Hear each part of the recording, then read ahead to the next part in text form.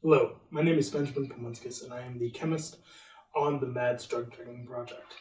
Here we have a Fourier transform infrared spectroscopy. We are going to now set it up.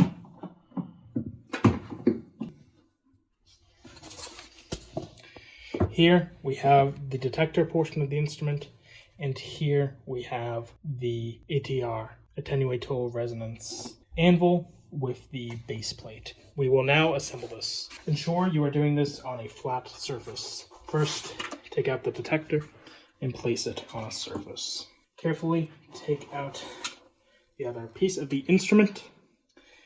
Take it at an angle, slide it down, and ensure that these levers connect with these fittings. Be slow, methodical. Once there, put pressure on the front and press the button. It is now assembled. After setup, put the power cord into the back left portion of the instrument, like so, and flip the holder tab up. Next, after plugging the LAN cable into the laptop, take the other end and put it in to the detector. The instrument is now ready to warm up.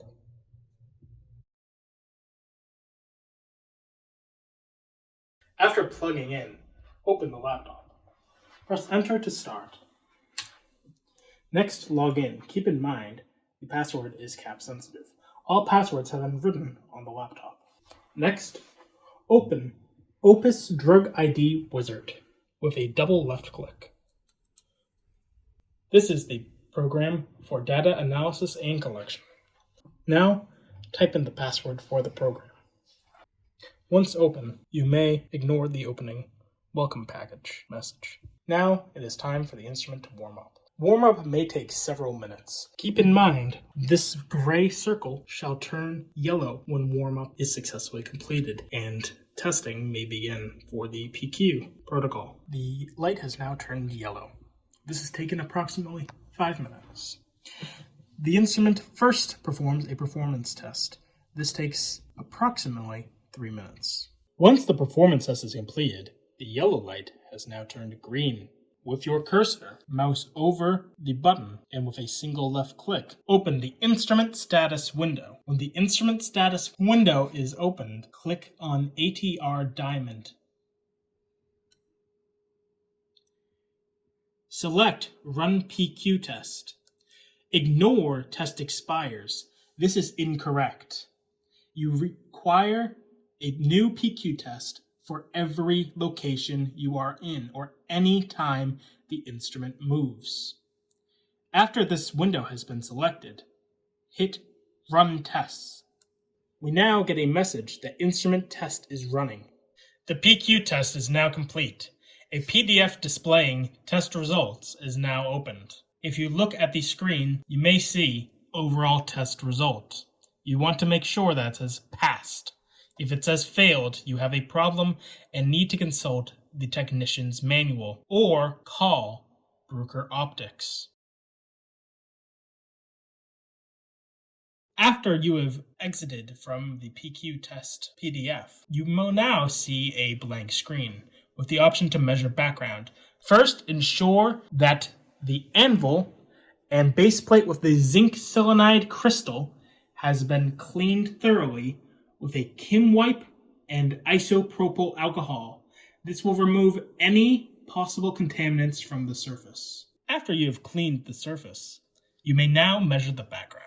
Once the background scan has been completed, you may now hit Measure Sample. With this, you now have the option to have a sample name.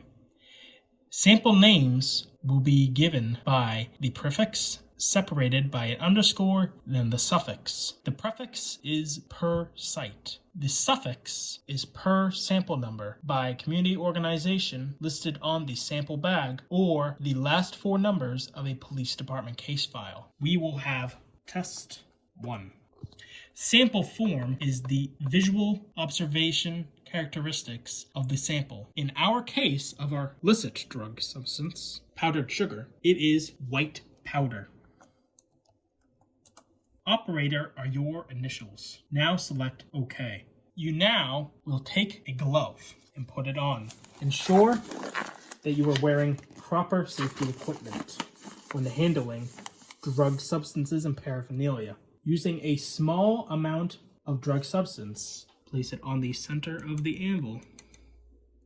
This is too much. You do not need this much drug substance. This is a good amount of drug substance. Move the anvil over. Flip the anvil lever down. You will now on the screen see a baseline go from flat to showing peaks of the different functional groups. To better resolve the spectra, we will now adjust the pressure with the back lever. This tightens, this loosens. We now want the red dot in the center of the circle.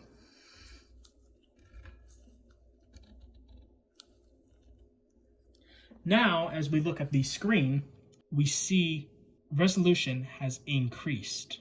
In our case, we measure absorbance rather than transmittance. While transmittance is a much more common method of IR spectroscopy, we measure an absorbance. Make sure that you can see peaks above the baseline. You can do this by mousing the cursor over. You are not collecting data at this point. To start collecting data, press Start Measurement. Otherwise, you may hit Abort to stop. We now click Start Measurement.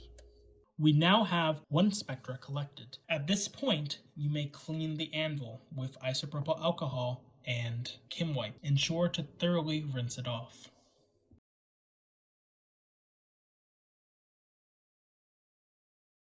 When ready for data analysis, we click Evaluate. Mouse down to Spectrum Search. You now view the spectrum window. We want to ensure that search parameters, vector normalization, first derivative under spectrum correlation has been selected. Return to Spectrum Search. Ensure that the Use File Limits is selected if analyzing the whole spectra. Otherwise, if you were looking at a specific region, you may unselect and type in the wavelength that you are looking at. This is useful for analyzing fentanyl, in which the most prominent fentanyl peak occurs between 1620 to 1680 inverse centimeters. When ready to search, hit Search Library. The library is now being searched. Now we have library results being displayed to us in an opposite color. Our spectra, in this case, is red. To change the color of a spectra being displayed, simply click the color, click the arrow, and select a color. In this case, we will select light green. OK. Right-click on the spectra. Click Shift Curve, Top. Now bring the mouse over your spectra peak and bring it up to overlay it with the library search. Visually inspect the two overlaid spectras to see if they align well. If aligned well, then this is a likely sign that this is the compound in question. In this case, we have store brand powdered sugar. Right-click on this option, Auto Subtract and New Search. This will subtract out the two spectra, leaving a residual spectra displayed. To compare the residual with any other remaining compounds, repeat. Right-click on the screen, Shift Curve, Top, on the red. Bring this up, and as you can see, we have a reasonably flat baseline, which indicates that no other compounds are present because no other functional groups are being shown. Ignore any other further search results in the library, as this will be erroneous. Now, when you are ready to exit the spectra, click on the small X. Click, click. Discard changes. Now you may unload the file and perform the next sample. You now are returned to the Measure background screen. Remember to ensure that the base plate is thoroughly cleaned before doing any additional tests. Once data collection is complete, we may now disassemble the instrument. Unplug the LAN cable from the back of the instrument. Unlatch the power cable latch. Unplug the power cable and flip up the power cable latch. Next, press the separating button. Carefully lift and take out the FTIR anvil and base plate. Place this face down onto a surface. Pick up the FTIR anvil and base plate and place it into the carrying case. Take the detector and carefully place it into the case. Proceed with the cords, and you are now complete.